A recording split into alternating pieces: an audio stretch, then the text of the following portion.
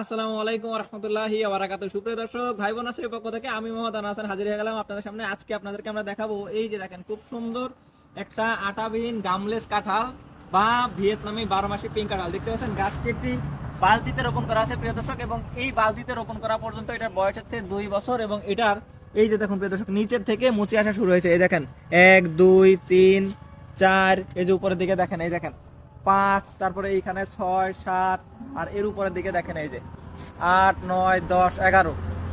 এইরকম ছোট্ট একটা গাছে 11 থেকে 15টা, অনেক গাছে 20টা, অনেক গাছে 5টা, এইরকম হারে মুচি আসা শুরু হয়েছে।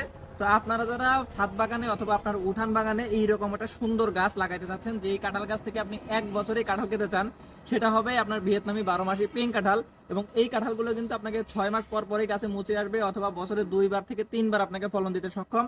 তো যারা এই ধরনের ভিয়েতনামি 12 মাসি পিঙ্ক কাঁঠালের গাছগুলো, মাদার গাছগুলো আমাদের কাছ থেকে নিতে চান, বালতি সেটআপ অথবা জিও ব্যাগ সেটআপ, তারা কিন্তু খুব দ্রুত আমাদের স্ক্রিনে থাকা নম্বরে কল করতে পারেন, অথবা হাইবানার্সে ফেসবুক পেজে ইনবক্স করতে পারেন। প্রিয় দর্শক, এই ধরনের গাছগুলোর স্টক খুবই সীমিত, যারা আগে অর্ডার করবেন তারা আগে আগে পাবেন। ধন্যবাদ সবাইকে। আসসালামু আলাইকুম ওয়া রাহমাতুল্লাহি ওয়া বারাকাতুহু।